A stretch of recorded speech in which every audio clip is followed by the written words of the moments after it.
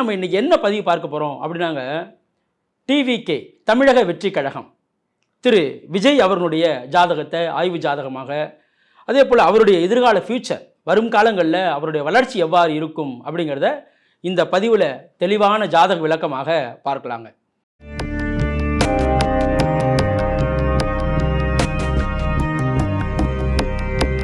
நமச்சிவாயம் வாழ்க, நாதன்தாள் வாழ்க. ரகசிய உண்மைகள் யூடியூப் நேயர்கள் அனைவருக்கும் இனிய வணக்கம், வாழ்க வளமுடன். நான் உங்கள் ஜோதிடர் விஷால் விவர்தன் பேசுகிறேங்க. திரு விஜய் அவர்களை பொறுத்த வரைக்கும் அவங்க பிறந்திருக்கிறது அப்படின்னு பார்க்கும்போது கன்னி லக்னத்தில் பிறந்திருக்காங்க. ராசியை பொறுத்த வரைக்கும் கடக ராசி பூச நட்சத்திரம். திரு விஜய் அவர்களுக்கு லக்னத்திற்கு 10ஆம் இடத்திலே சூரியன் இருப்பார், சனி இருப்பார், புதன் இருப்பார். அதே போல் லக்னத்திற்கு 6ஆம் இடத்திலே குரு பகவான் வீற்றிருப்பார். லக்னத்திற்கு 3ஆம் இடத்திலே ராகு, 3ஆம் இடம் என்பது உபஜயஸ்தானம், வெற்றி ஸ்தானம். அங்கே ராகு அமர்வது என்பது ஒரு சிறப்பான அமைப்பு தான். லக்னத்திற்கு 9ஆம் இடம் என்று சொல்லக்கூடிய பாக்கியஸ்தானம், பாக்கியாதிபதி ஆட்சியாக இருப்பார். யாரு? சுக்கிர பகவான். யாரோடு இணைந்திருப்பார்? கேதுவோடு. சுக்கிரன் கேதுவோடு இணையலாம். திரைப்படத்துறையில் உச்ச நட்சத்திரமாக திரு விஜய் அவர்கள் சொல்லும்போது கூட என்ன சொல்றாங்க? ஒரு உச்ச நிலையிலிருந்து நான் அதை விட்டுட்டு அரசியலுக்கு வரேன் அப்படி சொல்றாங்க. உண்மைதான் அது. ஏன்னா தற்போது உச்ச நட்சத்திரமாக இருக்கக்கூடியவர் யார் அப்படின்னு பார்க்கும்போது திரு விஜய் அவர்கள் தான் இருக்காங்க. அப்போ அதை விட்டுட்டு அவங்க அரசியலுக்கு வராங்க என்பது 100% உண்மையான அமைப்பு தான். அனைவரும் ஏற்றுக்கொள்ளக்கூடிய ஒரு அமைப்பு தான். அந்த உச்சநிலையை திரைப்படத்துறையில் கொடுத்தது எதுங்க? சுக்கிர பகவானும் புதனும் தான். ஒரு ஜாதகத்தில் சுக்கிரனும் புதனும் வலிமையாக இருக்கும்போது தான் திரைப்படத்துறையில் மிகப்பெரிய அளவில் ஒரு உச்சம், கடுமையான போராட்டங்கள். திரைப்படத்துறையில் மட்டும் அவர் அலட்சியமாக வந்துட்டார் நினைக்கிறீங்களா? அது கிடையாது. அதுலேயும் கடுமையான போராட்டங்களை சந்தித்து தான் வந்திருக்காரு. ஏன்னா இந்த திரு விஜய் அவருடைய ஜாதகத்தை பொறுத்த வரைக்கும் சுக்கிரனும் புதனும், ஒரு ஜாதத்தில் சுக்கிரனும் புதனும் நன்றாக இருந்தால் திரைப்படத்துறையில் பெரிய ஒரு வளர்ச்சியை காணக்கூடிய அமைப்பான ஏற்படும் என்று சொல்லலாம். அது இல்லாமல் அந்த நடனத்தில் பார்த்தீங்கன்னா பெரிய டேலண்டாக இருப்பார் விஜய் அவர்கள். என்ன காரணம் தெரியுமா? சுக்கிரன் பலமாக இருப்பார். 3ஆம் இடத்தை சுக்கிரன் தொடர்பு கொள்வார். தன்னுடைய 7ஆம் பார்வையால் சுக்கிரன் தொடர்பு கொள்ளும்போது நடனத்தில் பெரிய ஒரு நடன அமைப்பில் பெரிய அளவில் அவர் புகழ்பெற்று விளங்கினார் அப்படிங்கிறதும் உண்மைதாங்க. அப்போ இந்த அமைப்பில் இருக்கக்கூடிய திரு விஜய் அவர்கள் தற்போது தமிழக வெற்றி கழகம் என்கின்ற ஒரு கட்சி ஆரம்பிச்சிருக்காங்க. இந்த கட்சி தற்போது தமிழகத்தில் ஒரு வளர்ச்சியை காண வேண்டும், ஒரு தமிழக மக்களுக்கு ஒரு நல்ல மாற்றத்தையும் ஏற்றத்தையும் தர வேண்டும் என்ற ஒரு ஆர்வத்தில் திரு விஜய் ஐயா அவர்கள் வந்திருக்காங்க அப்படிங்கிறது நம்மளுக்கு தெரிந்தது தான். இருப்பினும் இது போன்ற அமைப்பில் நம்ம எந்த கிரகத்தை ஆய்வு செய்யணும்? அதாவது திரைப்படத்துறைனா நீங்கள் எந்த கிரகத்தை ஆய்வு செய்யணும்? சுக்கிரன் புதன் ஆய்வு செய்யணும். அரசியல் துறைனா நீங்கள் எந்த கிரகத்தை ஆய்வு செய்யணும்? சூரியனை நீங்கள் ஆய்வு செய்ய வேண்டும். இந்த சிம்ம வீடு பலமாக இருக்க வேண்டும். சிம்மத்தின் அதிபதி என்று சொல்லக்கூடிய சூரியன் பலம் பெற்று இருக்க வேண்டும். திரு விஜய் அவர்களுடைய ஜாதகத்தில் கன்னி லக்னத்திற்கு 10ஆம் இடத்திலே சூரியன் திக்பலமாக இருப்பார், குருவின் பார்வையிலே இருப்பார். ஒரு முக்கியமான பாயிண்ட் என்ன அப்படின்னா, சூரியனோடு சனி இணைந்திருப்பார். சூரியனோடு சனி இணைவது என்பது சற்று கடுமையான முயற்சிகளை எடுக்க வேண்டும், கடுமையான போராட்டங்களுக்கு பிறகே வெற்றி காண முடியும் அப்படிங்கிற பாயிண்டை குறிக்குது அப்படி சொல்லலாம். அப்போ அந்த சூரியனோடு சனி இணைவது என்பது ஒரு சாதாரண அமைப்பாக நம்ம எடுக்க முடியாது.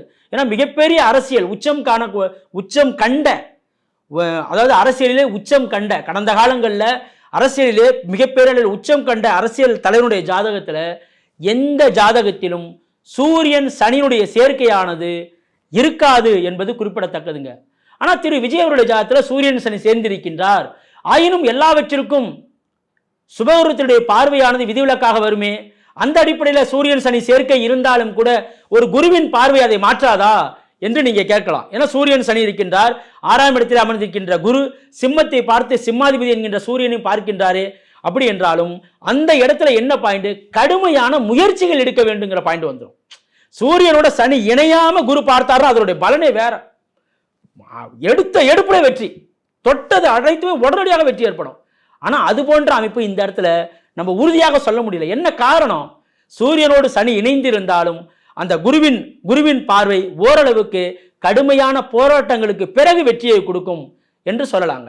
வரும் காலங்களில் நீங்க பார்த்தீங்கன்னா இப்ப திரு விஜய் அவர்களுக்கு கடகராசி பூச நட்சத்திரம் மார்ச் 29, 2025 அஷ்டம சனி முழுமையா நிறைவடைஞ்சிருச்சு. முழுமையா நிறைவடைந்துட்டாலே இப்ப அரசியல் அவருடைய தீவிரத்தை ரொம்ப அதிகப்படுத்துவார். மிகப்பெரிய அளவில் அவர் எல்லா விஷயத்துக்கும் தீவிரம் காட்டுவார், நிறைய அறிக்கைகள் விடுவார், நிறைய விஷயங்கள்ல தன்னுடைய முன்னிலைப்படுத்தக்கூடிய தன்மையானது தற்போது ஏற்பட இருக்கின்றது. காரணம் என்ன? அஷ்டம சனி முடியும் போது ஒரு ஆக்டிவ்னஸ், அவருக்கே ஒரு ஆக்டிவ்னஸ் கிடைக்கும். நிறைய ஒரு டீப்பான ஒரு அரசியல்ல, ஒரு ஆழமான அரசியல்ல அவர் இறங்கக்கூடிய ஒரு தன்மையில தற்போது ஆயத்தமாகுவார். என்ன காரணம்? அஷ்டம சனியுடைய ஒரு தடை தாமதத்தை, எல்லாவற்றையும் ஒரு தாமதத்தையும் ஒரு தடையும் கொடுத்து கொண்டிருந்த அந்த அஷ்டம சனியானது தற்போது அவருக்கு நிறைவடைந்து விட்டது அப்படின்னு சொல்லலாம். 2026 சட்டமன்ற தேர்தலில் தமிழக வெற்றி கழகம் ஓரளவுக்கு கணிசமான வாக்கு சதவீதம், ஒரு அடித்தளம், ஒரு நல்ல ஒரு அடித்தளத்தை அமைக்கக்கூடிய தன்மையானது உண்டு என்று சொல்லலாம் வரும் காலங்களில். ஏன்னா தற்போது திரு விஜய் அவர்களுக்கு சுக்கிர பகவானுடைய தசை நடக்குது. சுக்கிரன் நன்றாக தான் இருக்கின்றார், இல்லை என்று மறுக்க முடியாது.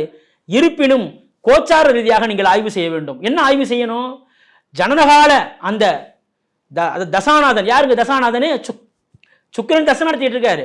அந்த சுக்கிரனை மீனத்தில் அமர்ந்த கோச்சார சனி 3ஆம் பார்வையால் பார்க்கின்றார். அப்ப அந்த சுக்கிரன் என்ன ஆகுறாரு? பாவத்துவம் அடைகின்றார். அதாவது தசாநாதன் கோச்சாரத்தில் பாவத்துவம் அடையக்கூடாது. அப்ப என்ன செய்யணும்? தசாநாதன் பாவத்துவம் அடைந்தா என்ன நடக்கும்? போராட்டங்களை கொடுக்கும், கடினமான முயற்சிகளை எடுக்க வேண்டிய சூழலை உருவாக்கும் அப்படின்னு சொல்லலாம்.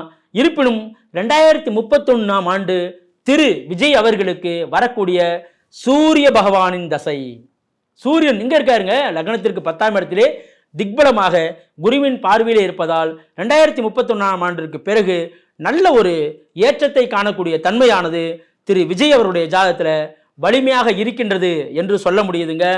தற்போதைய காலகட்டத்தில் ஓரளவுக்கு ஒரு அடித்தளமும் ஒரு நல்ல ஒரு வாக்கு சதவீதத்தையும் பெறக்கூடிய தன்மையானது திரு விஜய் அவர் ஜாதகத்தில் பலமாக இருக்கின்றது என்று சொல்லலாங்க. அரசியல்லேருந்து அவர் பெரிய ஒரு நல்ல மாற்றத்தையும் ஏற்றத்தையும் வரும் காலங்களில் படிப்படியாக ஒரு கிராஜுவலான, ஏன்னா சூரியன் சனியோடு இணையாமல் குரு பார்த்தா அதனுடைய பலன் வேற.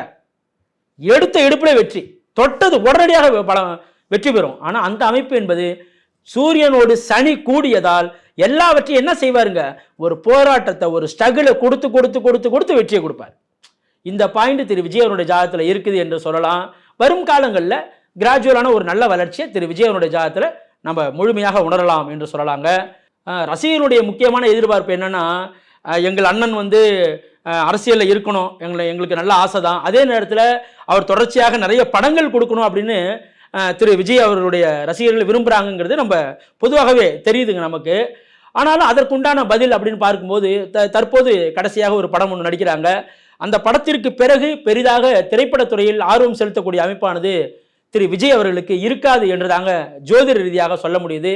ஏன்னா தன்னுடைய முழு கவனத்தையும் அவங்க அரசியலில் கொண்டு செல்வதற்கான அமைப்பு, ஏன்னா அதற்குண்டான அமைப்பு ஜாதகத்தில் இருக்கு. என்ன காரணம்? சூரிய தசையை அடுத்தது நெருங்குறதுனால அரசியலிலே தன்னுடைய முழு கவனத்தையும் செலுத்த வேண்டும் என்கின்ற எண்ணம் திரு விஜய் அவருடைய ஜாதகத்தில் பலமாக இருக்கின்றது என்று சொல்லலாங்க.